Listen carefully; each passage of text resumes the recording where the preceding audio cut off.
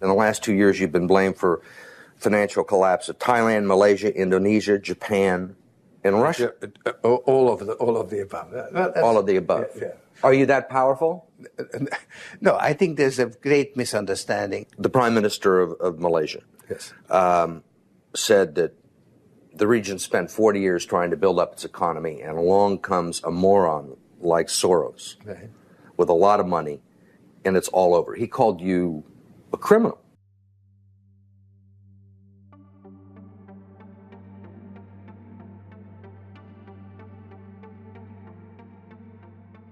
There are few stories more infamous in financial market history than that of George Soros and the British pound. How did one man take on an entire monetary institution? What led him to the decision to take such a massive short position on the pound prior to its free fall in the 90s? In this video, we'll explore the story behind the man that broke the Bank of England and stirred up plenty of controversy and conspiracy theories along the way.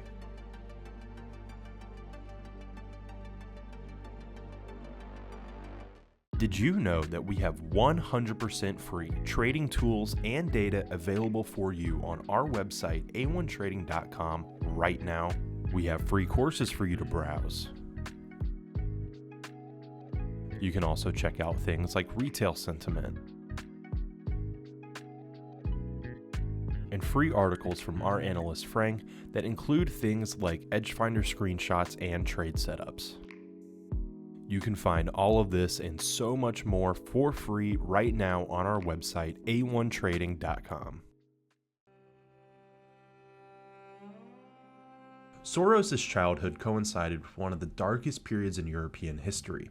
In 1939, Hungary aligned itself with Nazi Germany, and the specter of anti-Semitic persecution loomed large.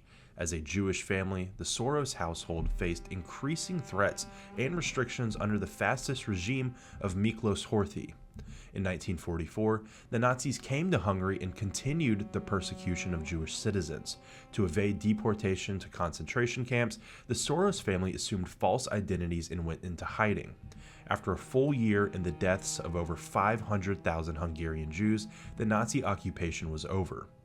Following the end of World War II, Soros' family fled Hungary for England, where they sought refuge from the Russian communist regime that had now seized power. Settling in London, Soros attended the prestigious London School of Economics, financing his education by working as a railway porter and a waiter.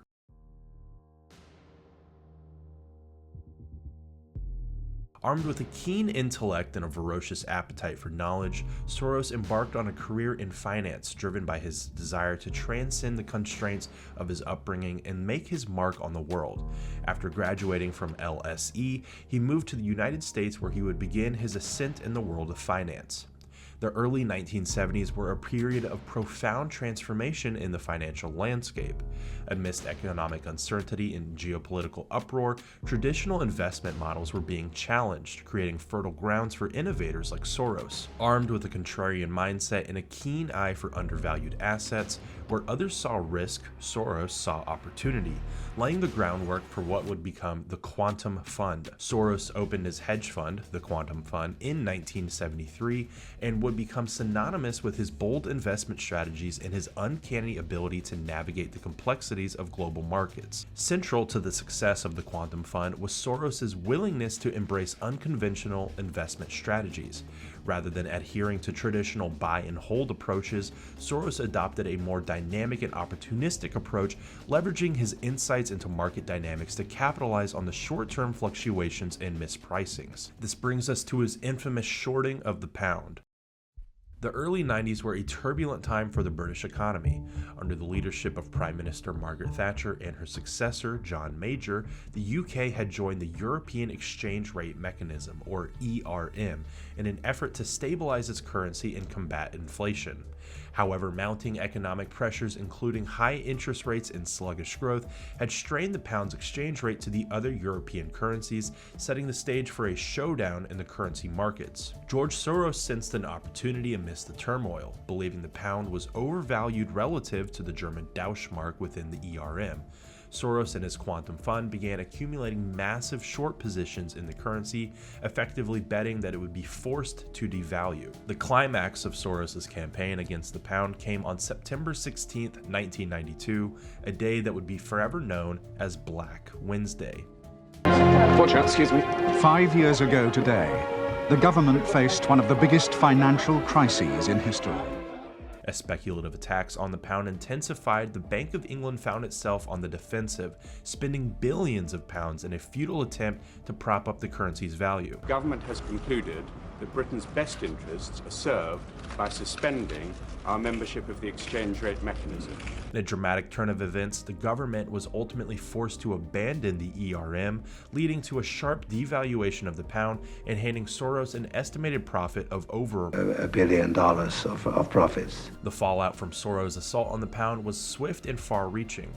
While Soros emerged as a financial titan, celebrated by some as a visionary investor, others condemned his actions as reckless speculation that had inflicted immense economic pain on the UK. I think that I've been blamed for everything. I am basically there to make money. I cannot and do not look at the social consequences of what I do. The episode also dealt a severe blow to the credibility of the ERM and underscored the challenges of maintaining fixed exchange rates in an era of increasing financial globalization.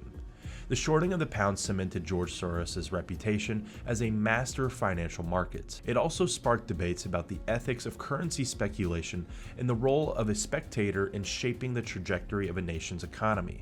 The quantum fund quickly established itself as a force to be reckoned with within the world of finance, delivering outsized returns that far outstripe those of traditional investment vehicles. Soros' precedent bets on currencies, commodities, and equities earned him a reputation as a savvy investor and propelled him into the upper echelon of Wall Street. Did you know we do a live trading show Monday through Friday with guests from all over the world? To get notified when we go live, click the bell button next to the subscribe button or check in at 9:30 a.m. Eastern Time. We have helpful, free content in the description below and on our website, a1trading.com. Thanks for watching today's video, and we'll see you tomorrow.